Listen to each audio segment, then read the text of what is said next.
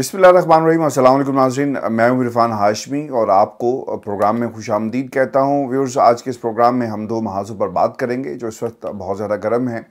एक महाज़ खान साहब को पाकिस्तान की सियासत से माइनस करने का महाज़ है और माइनस करके उन्हें जेल भेजने की तैयारी जो है वो की जा रही है।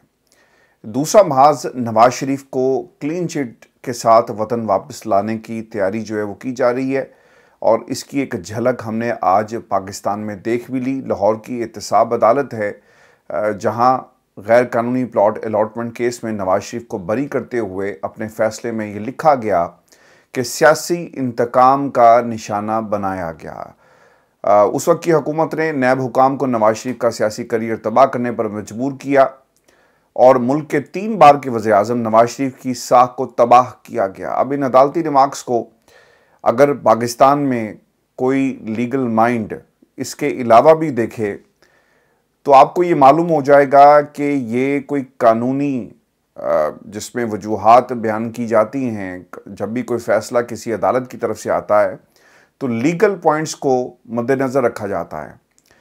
ये फ़ैसला कानूनी कम और सियासी फ़ैसला ज़्यादा लगता है। जिस किस्म के रिमार्क्स और जिस किस्म की स्टेटमेंट जो हैं वो दी गई, फ़ैसले में लिखा गया। मैं इसको स्टेटमेंट्स इसलिए कह रहा हूँ क्योंकि ये एक जज की अपनी जो समझबूझ थी और जो उसने अपना लीगल माइंड जो अप्लाई करना था वो नहीं किया, बल्कि क्या किया गया, किसी के कहने पर ऐसा लगता है कि ये फ़ैसला तैयार किया गया और एक सियासी प्रेस रिलीज़ जो है वो जारी की गई है।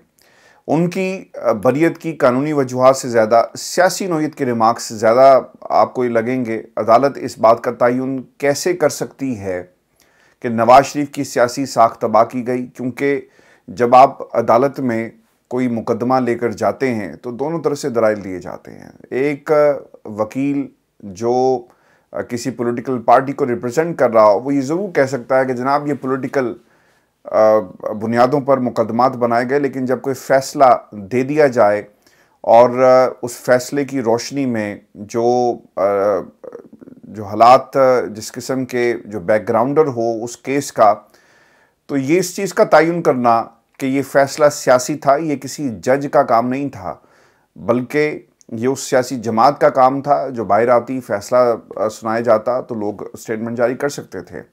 अदालत के सामने तो ये कानूनी सवाल ही नहीं था। दूसरी जानिब इमरान खान को गिरफ़्तार करने का महाज़ भी गर्म इस वक्त जो है वो नज़र आ रहा है। गुज़िश्ता रोज़ एक ही दिन में खान साहब के ख़िलाफ़ जो है वो 9 से 10 जो मई के वाक़यात थे, इन पर इकट्ठी 6 FIR जो हैं दर्ज की गई हैं। इसके बाद इमरान खान ने अपने ताज़ा वीडियो बयान में पाकिस्तान की इस्टेब्लिशमेंट को भी जो है वो चैलेंज दिया कि अगर उनका फ़ौजी अदालत में ट्रायल करना चाहते हैं तो कर लें, वो भी इसके लिए तैयार हैं।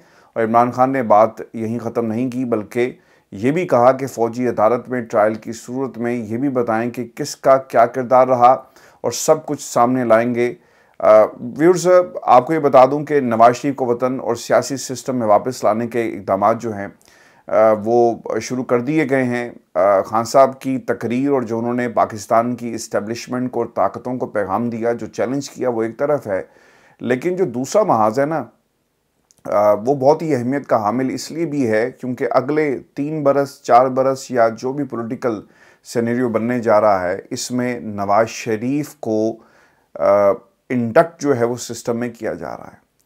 अब ये एक एहतसाब अदालत के जज के रिमार्क्स आपके सामने हैं और ये बता रहे हैं कि हर सूरत नवाज शरीफ को रिलीफ जो है वो दिया जाएगा और यही वो वादा है जो नवाज शरीफ साहब से किया गया और वादे निभाए जाएंगे। एक पेज की जो बात आपको नज़र आ रही है वो इस फैसले के बाद आपको यकीनन समझ में आ जाएगी कि नवाज शरीफ को किस किस्म का रिलीफ जो है वो देने की तैयारी की जा रही है। अब कुछ सवालात हैं जिनके जवाब तलाश करना बहुत ही ज़रूरी है पाकिस्तान में इन हालात में जब ये सब कुछ होने जा रहा है। एहतसाब अदालत का अपने फ़ैसले में ज़ोर कानूनी वजूहात से ज़्यादा सियासी नोयत के रिमार्क्स पर क्यों रहा? देखें, पाकिस्तान में पता क्या होता है, हमारा जो अदालती निज़ाम है वो दुनिया में 140वें नंबर पर क्यों है, उसकी एक बुनियादी वजह यही है।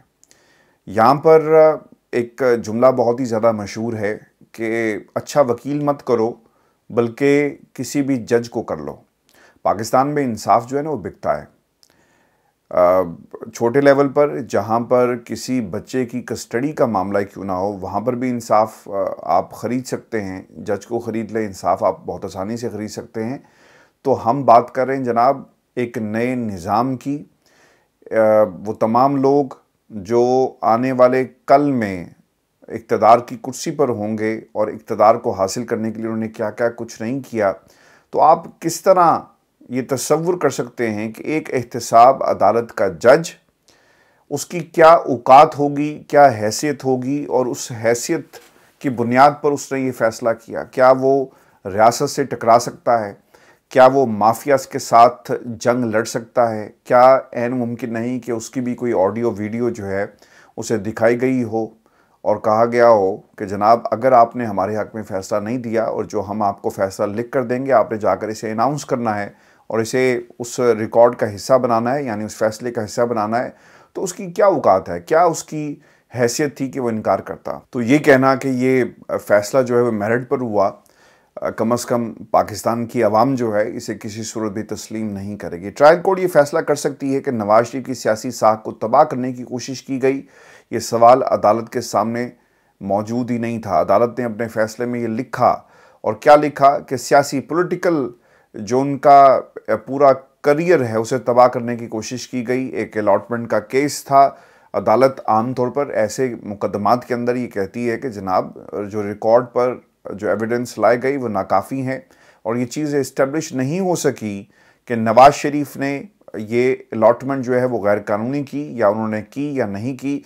जो रिकॉर्ड पर चीज़ें लाई गई वो नाकाफ़ी हैं। लिहाजा अदालत जो है इस मुकदमे में नवाज शरीफ को या किसी भी शख्स को जो है वो बरी करती है। यानी ये फ़ैसला इस तरह लिखा जाना था, लेकिन यहाँ पर जानबूझकर लिखा गया। और फिर हैरानगी की बात ये है कि ये लिखना कि 3 बार के वज़ीर-ए-आज़म, अब ये 3 बार का वज़ीर-ए-आज़म जो है ना, ये आपने अक्सर पाकिस्तान मुस्लिम लीग नून के बयानिए में ये बात मुतअद्दिद दफ़ा सुनी होगी कि देखें जी 3 बार के वज़ीर-ए-आज़म के साथ क्या हो रहा है।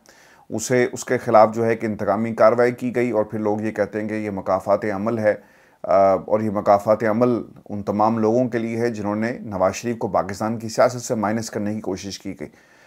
व्यूअर्स, पाकिस्तान में ये तो अलॉटमेंट का केस था ना, एक प्लॉट का। बाज़ लोग बार बार इस बात पर जोर दे रहे हैं, जो नून लीग के चाहने वाले और इस कबीले से ताल्लुक़ रखते हैं, वो ये कहते हैं कि देखें जी कुछ साबित नहीं हो सका नवाज शरीफ के ख़िलाफ़, और नवाज शरीफ जो है वो अपने तमाम मुकदमा से एक एक करके बरी हो रहा है। पाकिस्तान में आज भी सवाल वही है कि ये जायदादें जो एवन फील्ड है, इन जायदादों को बनाने में आपने कौन सी दौलत का इस्तेमाल किया और कहाँ से ये दौलत आई, इसका मनी ट्रेल क्या है? नवाज शरीफ और उनके ख़ानदान के पास आज भी इस बात का कोई जवाब नहीं है। अगर आप उनसे कोई सवाल करें तो वो चिढ़ जाते हैं, गुस्सा करते हैं, और जहाँ पर उनका जोर चलता है, चाहे वो लंदन हो चाहे पाकिस्तान हो, लोगों के ख़िलाफ़ झूठे कार्रवाई जो है वो की जाती है, उन्हें डराया जाता है, धमकाया जाता है। और यही वतीरा है इस पूरे के पूरे बयानिए का, जो पाकिस्तान में और पाकिस्तान से बाहर भी जो है वो बनाया जा रहा है। फिर क्या नवाज शरीफ को एक क्लीन चिट के साथ पाकिस्तान वापस लाने की तैयारी मुकम्मल हो चुकी है? देखिए जी, भरपूर कोशिश की जा रही है नवाज शरीफ को पाकिस्तान लाने के लिए, और कहा यह जा रहा है कि 14 अगस्त से पहले पूरी प्लानिंग उसे हतमी शक्ल दे दी जाएगी, जिसमें मरीम नवाज़ पाकिस्तान वापस आएंगी, लंदन और फिर पाकिस्तान, और पाकिस्तान में जाकर क्या होगा, कॉर्नर मीटिंग्स की जाएंगी, वर्कर्स कन्वेंशन किए जाएंगे, नवाज शरीफ के हवाले से गुफ्तगू जो है वो की जाएगी कि तुम्हारा लीडर, असल लीडर पाकिस्तान जो वापस आ रहा है वो भगोड़ा नहीं था, उसे भागने पर मजबूर किया गया, हालात साजगार हुए और अब देखें वो पाकिस्तान में वापस आ गया। अब सबसे जो अहम नुक्ता ये है कि मुकदमात और जिस तरह एहतसाब अदालत में जो फ़ैसला लिखा गया उसमें यह भी कहा गया कि नैब कवानीन के अंदर इस बात की गुंजाइश मौजूद नहीं, और कोई ऐसा कानून मौजूद नहीं कि जिसके तहत जो है नवाज शरीफ के ख़िलाफ़ सज़ा जो है वो कायम रखी जा सके या उनके ख़िलाफ़ कार्रवाई की जा सके। अब मसला यहाँ पर ये है कि जब आप रूल्स ऑफ द गेम ही बदल देंगे, पार्लियामेंट में कानून साजी और अपनी मर्जी की कर ली जाए। जब आप देखेंगे किसी भी मुकदमे में कोई हर्डल आ रही है, आप पार्लियामेंट का दरवाज़ा खटखटाते हैं, वहाँ पर सारे चोर बैठे हुए हैं और चोर क्या करते हैं, अपनी मर्जी का और नज़रिया ज़रूरत के तहत कोई भी कानून और कोई भी किसी भी मुकदमे में जिस किस्म की ज़रूरत होती है वो कानून बनाते हैं और फिर उसको बनाने के बाद जो है अदालत के सामने पेश कर दिया जाता है। जज बेचारा, जिसकी ऑडियो पहले ही लीक हो चुकी होती है या उसका कोई मुकदमा या उसके ख़िलाफ़ किसी किस्म का कोई महाज कहीं ना कहीं खोलने की तैयारी की जा रही होती है, जिसकी बुनियाद पर उसे धमकाया जाता है, वो बेचारा डरता डरता उस कानून की बुनियाद पर लिख देता है कि जनाब अब तो कोई ऐसा कानून ही नहीं है। व्यूअर्स, कुछ और भी सवाल इसी से जुड़े हुए बहुत ही अहमियत के हामिल हैं। क्या अदालतें यही रिलीफ इमरान खान को भी ये कहकर देंगी कि मौजूदा हुकूमत ने जो मुकदमात इमरान खान के ख़िलाफ़ बनाए हैं वो उनकी साख को तबाह करने के लिए बनाए गए हैं? अच्छा, अब सवाल यहाँ पर ये पैदा होता है कि एक कानून और बना लें आप। पार्लियामेंट आपके पास है, चोर, लुटेरे, डाकू, जो मर्ज़ी आप इन्हें नाम दें, पार्लियामेंट में मौजूद हैं, कि इमरान खान के ख़िलाफ़ एक ऐसा कानून बनाया जाए और कानून के मदरजात ये हों कि पाकिस्तान में जहाँ कहीं भी इमरान खान के ख़िलाफ़ कोई मुकदमा किसी अदालत में लगेगा, उसमें चाहे इमरान खान उनका कसूर हो या ना हो, उन्हें सज़ा आपने हर सूरत में देनी है। बस एक कानून ये रह गया है और जिस तेज़ी के साथ नैब तरमीम कर दी जाती हैं, पार्लियामेंट को इस्तेमाल किया जाता है, मेरे ख़्याल में अब यही कानून बचा है जिस पर काम होना जो है वो बाकी है। अब खान साहब को क्या रिलीफ मिलेगा? देखें जी, ये वक्त जो है ना वो कभी बदल जाता है, कभी रुक जाता है, लेकिन ये वक्त जो है वो ज़रूर बदलेगा। अभी रुका हुआ है और कुछ लोगों के हक़ में हवाएं जो हैं वो चल रही हैं, लेकिन ऐसा वक्त सदाबहार नहीं रहेगा और वो लोग जो इस वक्त बाहर हैं, इन्होंने भी अंदर जाना है।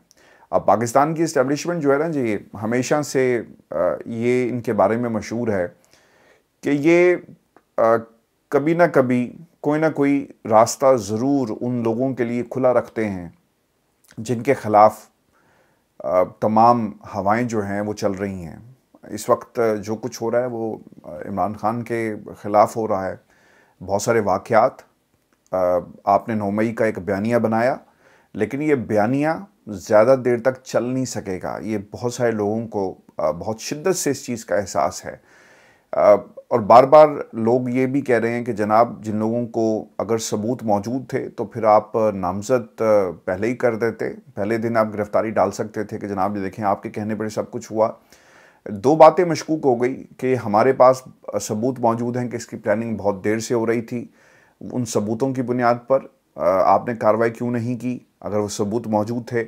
और फिर ये भी इंतहाई अहमियत का हामिल सवाल है कि इमरान खान जिन लोगों के बयानात की रोशनी में आपने उनको नामज़द किया, वो बयानात किस नौइयत के हैं? क्योंकि अगर सबूत मौजूद थे जो डायरेक्ट एक चार्जशीट थी इमरान खान के ख़िलाफ़, तो फिर आपको उन बयानात की ज़रूरत क्यों महसूस हुई? बाज़ लोग ये कहते हैं कि जनाब सबूत कहीं पे भी मौजूद नहीं है और इसलिए सहारा लिया गया वादा माफ़ गवाहों का और दूसरी तरफ उन बयानात का, ताकि इमरान खान साहब को जो है उनके ख़िलाफ़ मुकदमात जो हैं वो चलाए जा सकें। तो इमरान खान को रिलीफ़ देने की जहाँ तक बात है ना, तो इस्टेब्लिशमेंट हमेशा कोई ना कोई रास्ता जो है वो छोड़ती है ताकि वक्त पड़े तो दोबारा जो है वो ताल्लुकात ठीक किए जा सकें। आपने देखा ही होगा कि इस वक्त पूरी की पूरी जो सियासी क़ुव्वतें हैं वो एक तरफ हैं, पाकिस्तान की इस्टेब्लिशमेंट उनके साथ खड़ी हुई है। अगर कल को किसी भी एक सियासी जमात ने धोखा दे दिया या फिर इनकी लड़ाइयाँ आगे बढ़ गई, तो फिर आपके पास ऑप्शंस क्या मौजूद हैं?